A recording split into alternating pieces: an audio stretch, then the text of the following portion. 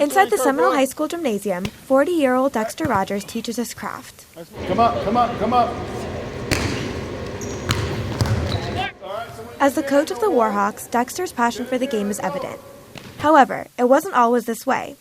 23 years ago, Dexter was known as one of the best basketball players in Pinellas County, the star forward for the Lakewood Spartans.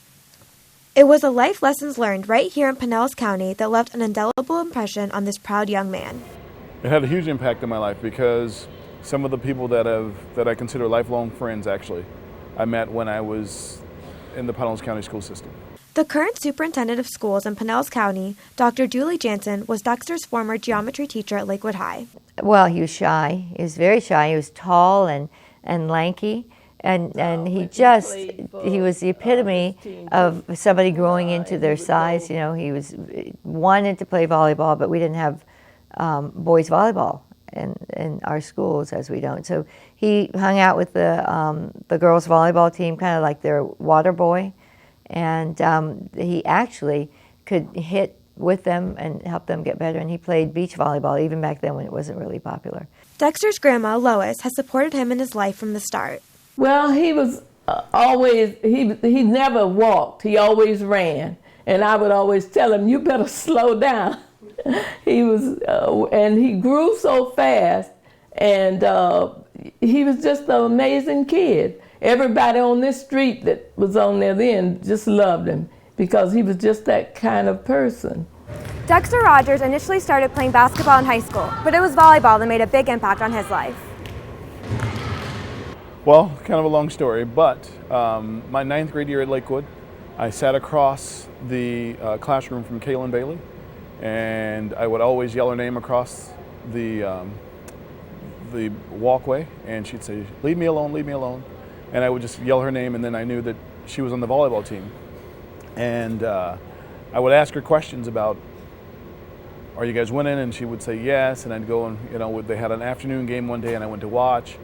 And I was very interested, and so I started tagging along a little bit, started watching her, and then actually by my junior year, I became the manager of the volleyball team, and Liz Collins was the head coach, and she would teach me a thing here or there, and then I fell in love with the game. But his passion for volleyball just didn't end in college. When I moved to California, I met a guy who knew I started playing a lot at the Pacific Beach Recreation Center, and one day I was there playing, and Eric Sato, who is, he won a gold medal in the '88 Olympics, a bronze medal in the '92 Olympics. He came up to me and he said, where do you play volleyball? And I said, I don't, I play for fun.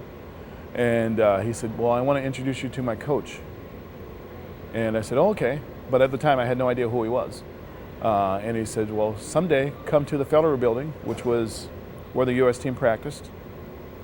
And a few weeks later, I go to the Federal Building. I say hi to Eric. He walks me over and introduces me to Fred Sturm, who was the head coach at the time. He takes down all of my information. And about 4 months later, he calls me up and said, hey, I want you to try out for the U.S. men's team. And I went and tried out. I made it to a temporary roster. And I was on a temporary roster for about 6 months, and then I was named to the full-time roster for the following 3 years. We were so excited because he was so excited when he called because he never thought he'd be able to get on that team. As a member of the U.S. Olympic men's team, Dexter traveled the world. Although he never played in the Summer Olympic Games of '96, it was still a once-in-a-lifetime opportunity. Because it's a lot of hard work. You know, every day, Monday through Friday, we practiced from 8 a.m. till noon, and then we lifted weights from 4 to 6. So it wasn't like all of a sudden you try out and you make it, then you go. It's like 11 months a year. You travel the world for 7 of the 11 months. And so it's a lot that you go into it. You know, you go, you practice, you play, you know, you travel, you get used, you know, there's so many different variables. And it was, you know, a life-changing experience. And after this dreamlike experience, reaching the highest pinnacle of his sport, Dexter returned back to his roots. And I said, look, your whole family is in St. Pete, come on back home. And so I did some heavy recruiting of him.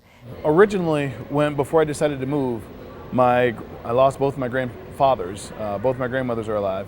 but both my grandfathers passed away, and my sister had gotten sick, and it was just time to come home for a while.